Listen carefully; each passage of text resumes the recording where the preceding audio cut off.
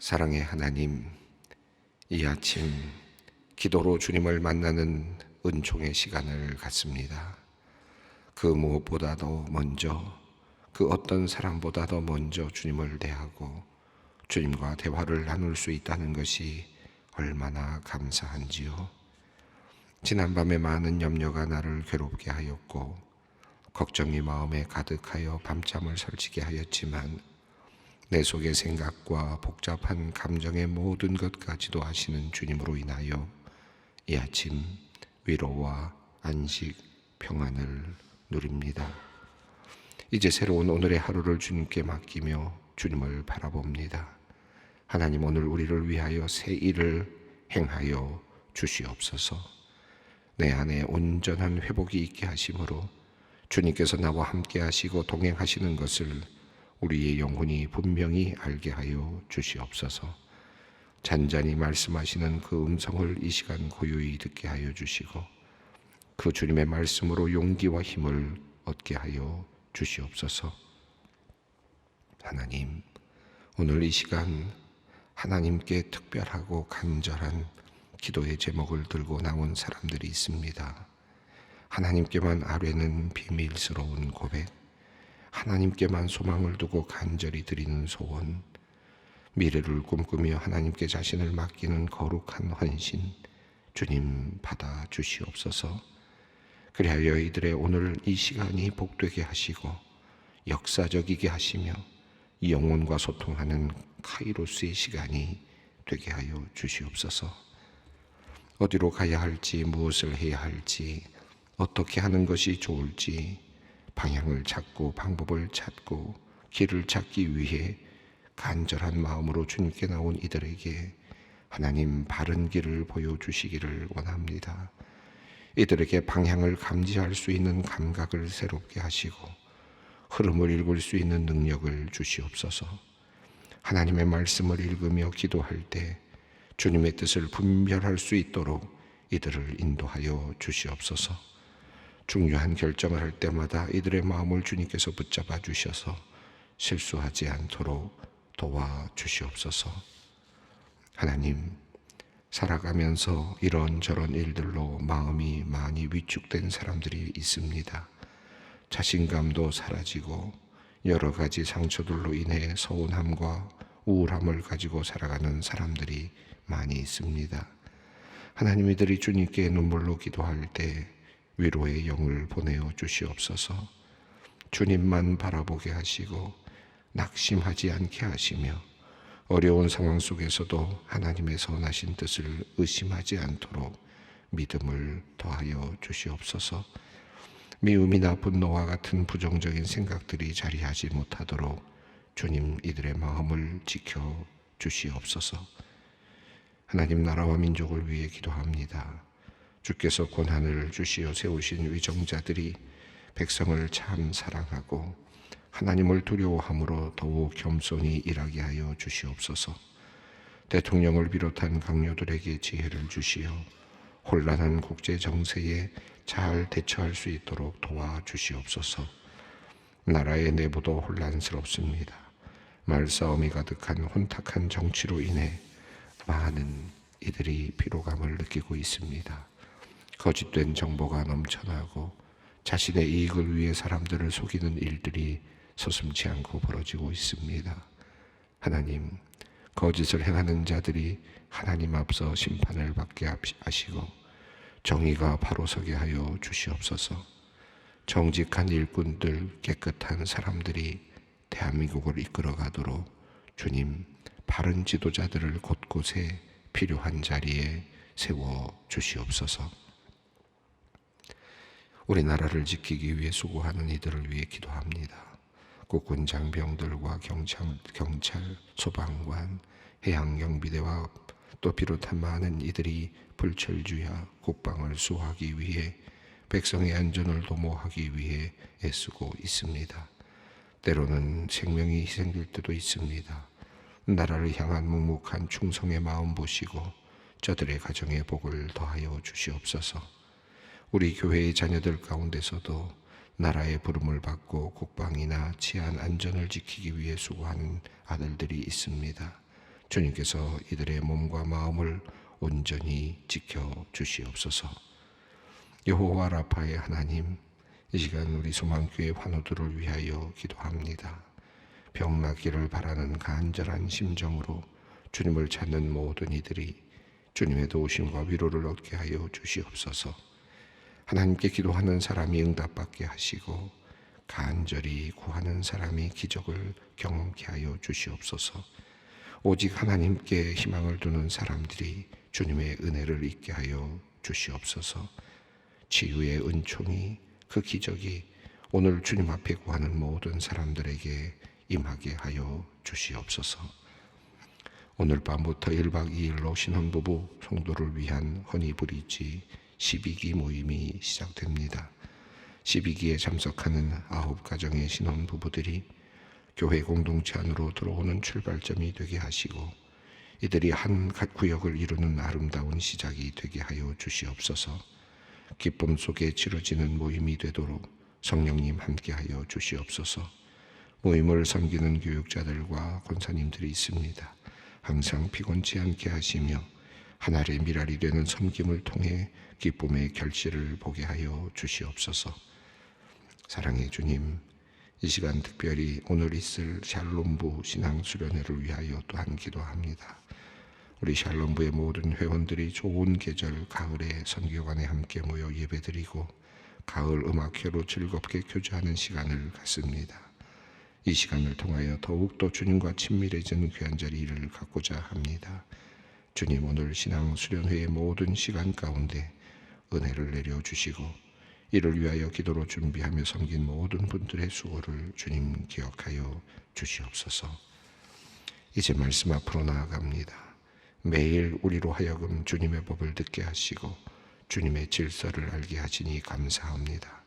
말씀이 저희들의 삶을 더욱 견고하게 하고 아름답게 합니다. 주님, 오늘도 말씀하여 주시고 우리를 악에서 구하여 주시옵소서. 예수님의 이름으로 기도드립니다. 아멘. 오늘의 말씀 디모데후서 2장 20절로 21절까지 말씀입니다. 디모데후서 2장 20절로 21절까지 말씀 함께 봉독하겠습니다. 큰 집에는 금그릇과 은그릇뿐 아니라 나무그릇과 질그릇도 있어 귀하게 쓰는 것도 있고 천하게 쓰는 것도 있나니 그러므로 누구든지 이런 것에서 자기를 깨끗하게 하면 귀히 쓰는 그릇이 되어 거룩하고 주인의 쓰심에 합당하며 모든 선한 일에 준비함이 되리라. 아멘. 오늘 본문 말씀은 디모데후서 2장 20절로 21절까지 말씀, 짧은 말씀인데 아마 여러분께서 늘 또 여러 번 말씀을 또 묵상하셨을 것이고 또 마음에 담고 계실 만한 말씀이고 또 여러 설교 말씀을 통해서도 들어보셨을 그런 말씀이기도 합니다. 짧은 내용이지만 또 비유의 말씀이기도 하지만 이 말씀이 참 우리에게 주는 의미가 큽니다. 특별히 교회 생활을 하는 사람들에게 또 사회생활을 하는 사람들에게 또 우리가 살아가면서 여러 가지 또 상황들을 부딪히게 되는데 그때마다 이 비유의 말이 참 굉장히 중요한 말씀으로 우리의 삶을 또 이렇게 도와줄 수 있는 그런 말씀으로 우리에게 나타날 때가 참 많습니다. 이 말씀은 큰 그릇, 큰 집이라고 하는 표현과 그리고 그릇이라고 하는 비유로 되어 있습니다.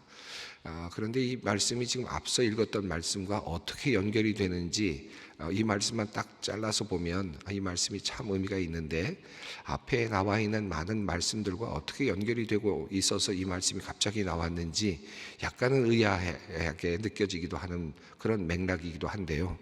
우선은 이 말씀을 먼저 조금 더 생각해보고 맥락을 한번 연결해 보는 것이 좋을 것 같습니다. 오늘 본문 말씀은 큰 집이라는 표현이 나왔고 그리고 금그릇, 또 질그릇, 나무그릇 이런 내용들이 나왔습니다. 20절을 먼저 한번 읽어보겠습니다.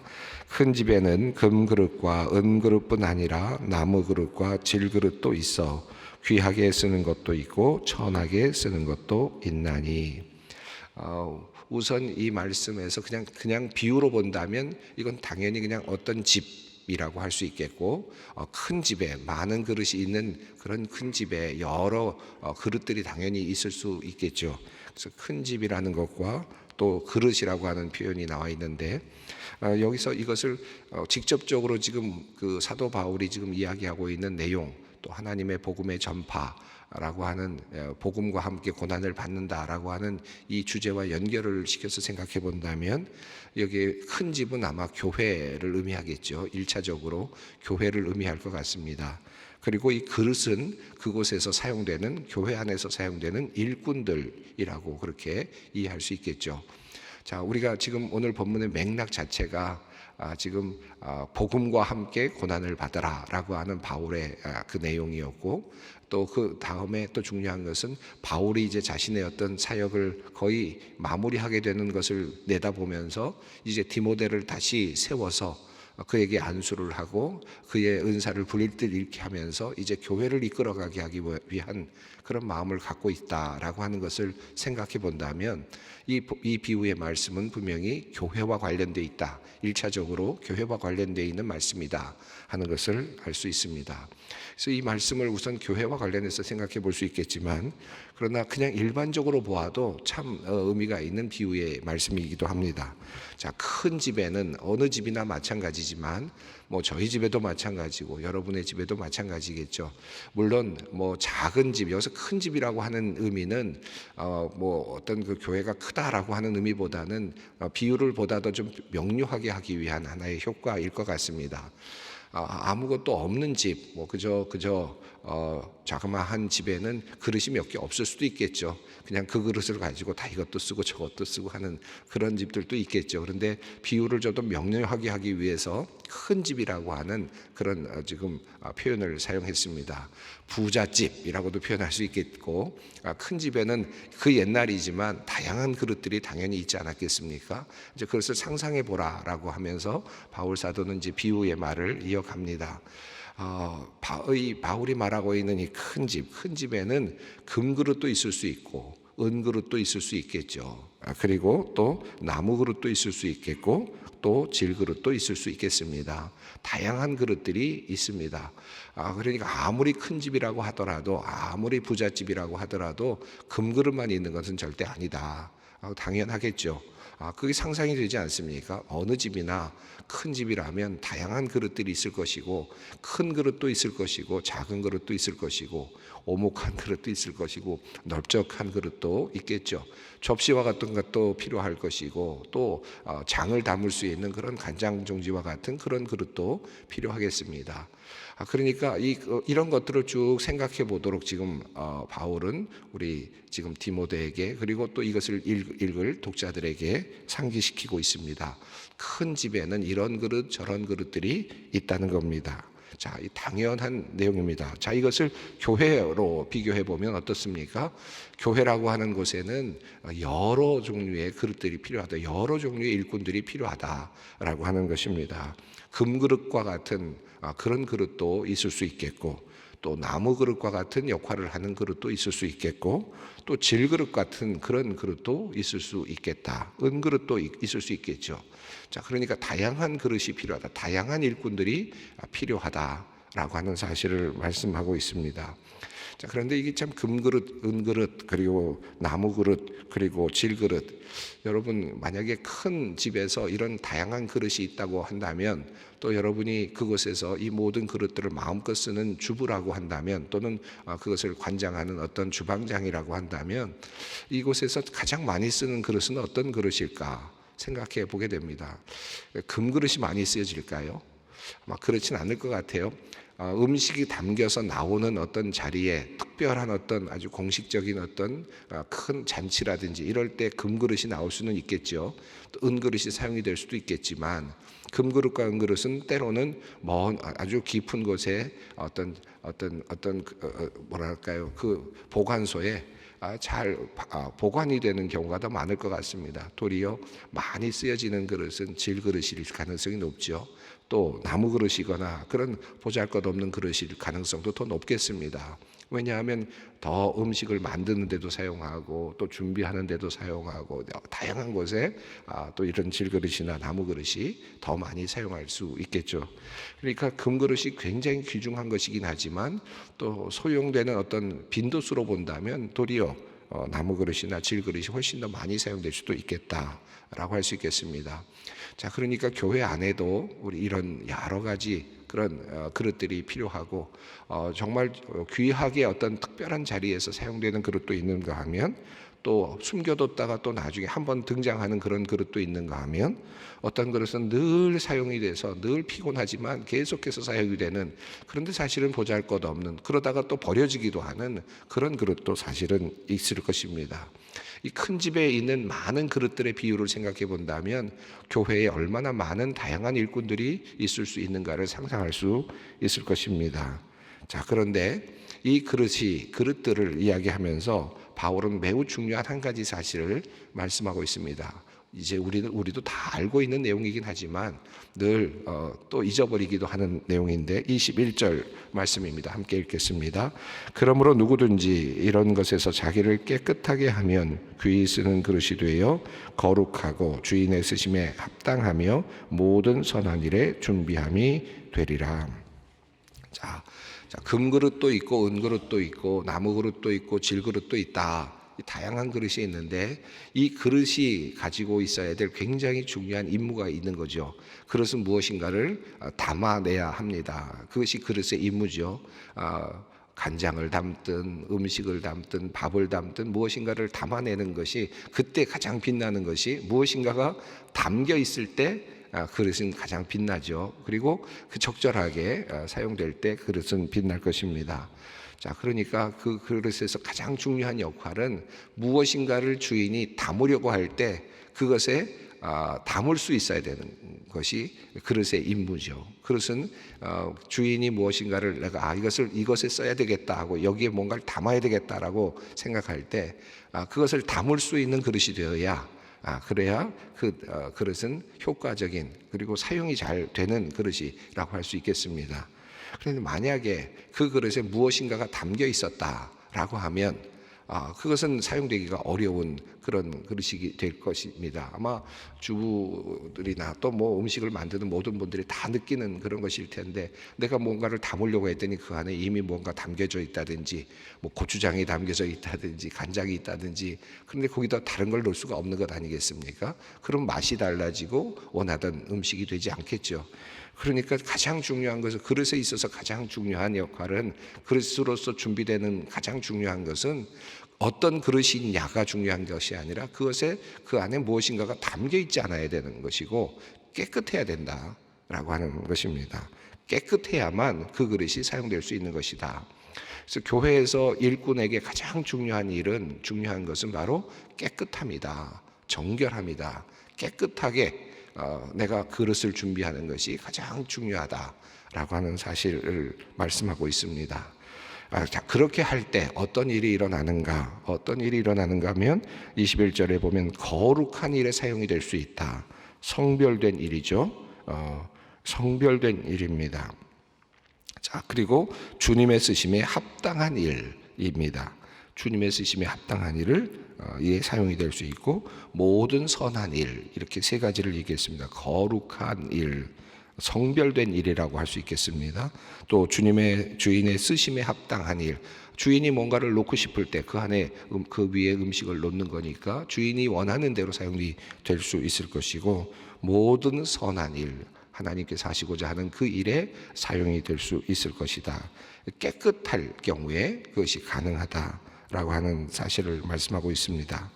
자, 깨끗한 것이 얼마나 중요한가 하는 것입니다. 특별히 이것을 이제 교회의 일꾼으로 비교를 생각을 해본다면, 교회 일꾼에게 있어서 가장 중요한 일은 바로 깨끗함이다 라고 할 수 있습니다. 이미 디모데후서가 시작되는 시점부터 사실은 이와 같은 암시가 계속되고 있었습니다. 사도 바울은 자기 자신을 가리켜서 내가 청결한 양심을 가지고 너를 생각하고 있다 라고 하는 그런 표현을 썼거든요. 내가 너를 끝까지 생각하면, 오랫동안 계속 생각하며 너를 위해서 밤낮으로 간구하고 있다.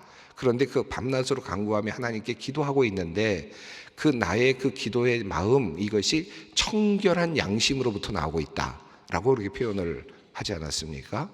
이 표현이 어떤 의미일까요? 다시 뒤돌아서 생각해 보면 1장 3절에 있는 말씀인데, 이 사도 바울이 지금 디모데를 생각하면서 지금 청결한 양심으로 너를 위해 기도한다라는 의미가 뭘까요? 이것은 아마 이런 마음이었을 가능성이 있습니다. 사도 바울이 이제 후계자를 결정하는 그런 과정이잖아요.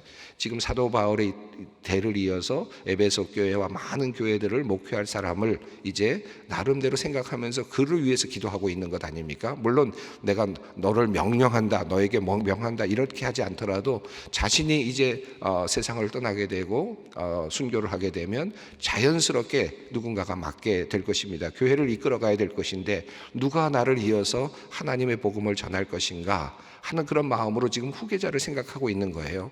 자, 그런데 그런데 생각하면서 청결한 양심을 가지고 자기가 생각하고 있다. 이 말이 무슨 뜻입니까? 내 후계자를 내 사욕을 가지고 지금 생각하는 것이 아니다. 이 사람이 되면 내가 나중에 뭐 더 좋은 높임을 받겠구나. 이 사람이 후계자가 되면 다음에 어떤 일이 일어나겠구나. 나에게 훨씬 더 유리하겠구나. 내 복음이 훨씬 더 내가 말하던 나의 입지가 더 견고해지겠구나. 이런 사심이 들어간 것이 아니라 청결한 양심을 가지고 자기가 지금 디모데를 생각하고 있다. 이 말이거든요.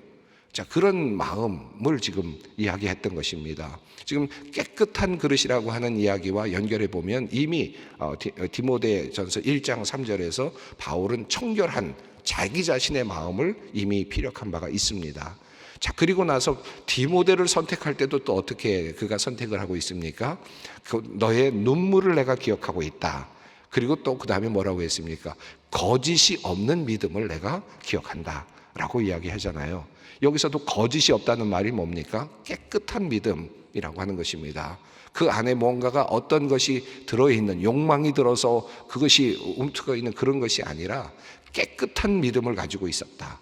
그래서 내가 너를, 디모데를 지금 생각하고 너를 위해서 기도하며 이제 이어서 이 초대교회를 이끌어갈 인도자로 너를 위해서 지금 간구하고 있다. 사도 바울은 그렇게 기도하고 있고 또 글을 쓰고 있었습니다.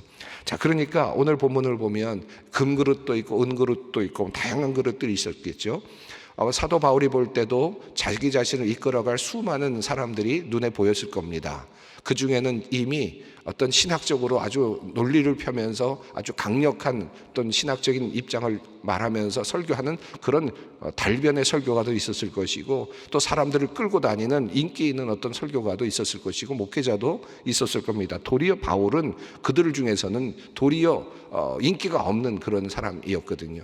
자, 그 당시로 보면 그렇습니다. 바울은 그것 때문에 굉장히 힘들어했죠. 복음을 지켜야 되는데 도리어 다른 거짓 교사들이 와서 혼란스럽게 만드는 것으로 인해서 굉장히 힘들어했거든요. 자, 그럼에도 불구하고 복음을 붙잡으면서 고난을 견뎌나가는 것, 그것이 그의 임무였습니다. 왜냐하면 이것이 진리이기 때문이었고, 이것이 그가 보기에는 깨끗한 복음이었기 때문이었습니다. 정결한 복음이었기 때문이었습니다. 자, 그런 관점에서 오늘 본문을 보면 이거는 바울의 이야기고 디모데를 향한 이야기이기도 합니다. 그리고 또 한 걸음 더 나아가서 이것은 앞으로 이래야 될 많은 오고 오는 세대의 일꾼들, 하나님의 일꾼들에게 주시는 말씀이라고 할 수 있겠습니다. 종종 우리가 사역을 하다 보면, 목회를 하다 보면 일을 시작할 때 어떤 장로의 직분을 받거나 권사의 직분을 받거나 또 목사의 직분을 받거나 또는 담임 목사가 되거나 이런 일이 있을 때마다 어떤 분들을 때로는 볼 때가 있느냐 하면 이미 내가 하고 싶은 생각이 다 있고 내가 하고 싶은 게 너무 많습니다. 그러다 보니까 때로는 내가 하고 싶은 것이 더 많아서 하나님의 일이 들어올 자리가 없는 그런 모습을 볼 때가 참 또 있습니다. 그것이 도리어 과연 물론 하나님께서 나에게 주시는 소명으로 받는 것은 좋습니다만은, 그러나 내가 생각하는 것들이 너무 강하게 있다 보면 하나님께서 나를 향해서 무엇을 원하시는가, 그것을 또 때로는 놓칠 수가 있습니다. 지금 우리가 늘 기도하면서 오늘 나에게 주시는 하나님의 명령이 뭘까? 말씀을 통하여 하나님께서 나에게 지금 말씀하시는 것이 무언가를 깊이 생각해 볼 필요가 있습니다. 자, 그런데 이 말씀이 지금 앞에 있는 내용들과 연결이 되거든요. 앞서 제가 18절 지난 시간에 읽으면서 말씀을 드리지 않았습니다마는 18절 이렇게 되어 있습니다. 진리에 관하여는 그들이 그릇되었도다. 부활이 이미 지나갔다 하므로 어떤 사람들의 믿음을 무너뜨리느니라.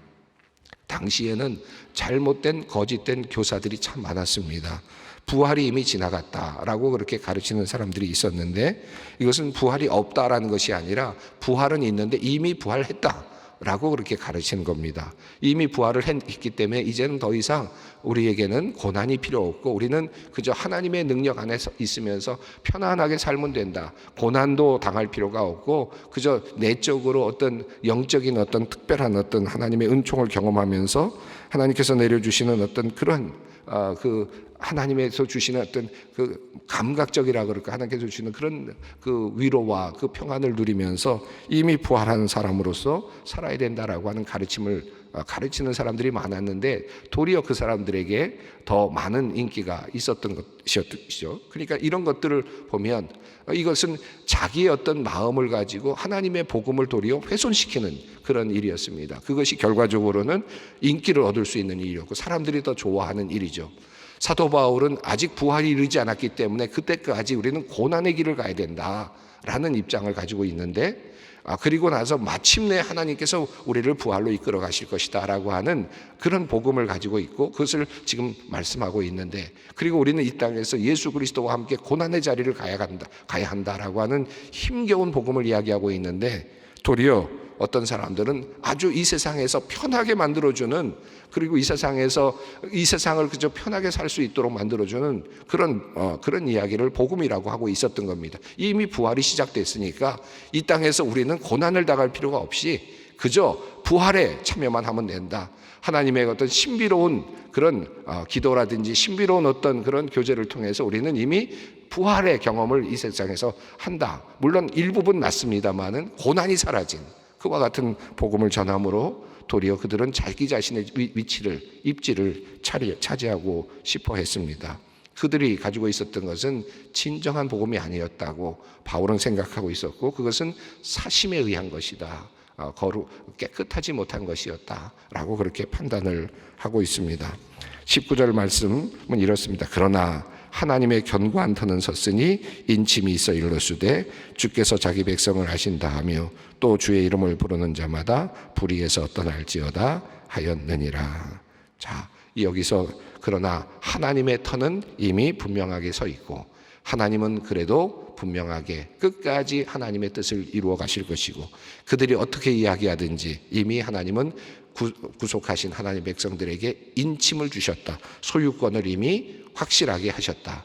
하나님은 하나님의 백성들을 결국은 구출해 내실 것이고 구원해 내실 것이다 라고 하는 말씀으로 강력한 믿음을 선포하고 있습니다. 오늘 본문 말씀을 짧은 구절을 우리가 함께 읽었습니다. 큰 집에는 금그릇과 은그릇, 나무그릇, 질그릇도 있다. 귀하게 쓰는 그릇도 있고 천하게 쓰는 그릇도 있다. 그러나 우리에게 꼭 필요한 것은 그릇에게 꼭 필요한 것은 바로 깨끗하게 되는 것이다. 깨끗한 마음으로, 정결한 마음으로 그렇게 우리가 주님 앞에 나아가는 것이 중요하다라는 사실을 오늘도 주님께서 우리에게 말씀하고 있습니다. 이 말씀 붙잡고 나는 주님의 일을 하기에 얼마나 깨끗한가, 또 주님의 말씀이 들어올 자리가 있는가, 이것을 깊이 생각하면서 오늘 기도의 자리로 함께 나아가겠습니다. 하늘에 계신 우리 아버지, 아버지의 이름을 거룩하게 하시며 아버지의 나라가 오게 하시며 아버지의 뜻이 하늘에서와 같이 땅에서도 이루어지게 하소서. 오늘 우리에게 일용할 양식을 주시고 우리가 우리에게 잘못한 사람을 용서하여 준 것 같이 우리 죄를 용서하여 주시고 우리를 시험에 빠지지 않게 하시고 악에서 구하소서. 나라와 권능과 영광이 영원히 아버지의 것입니다. 아멘.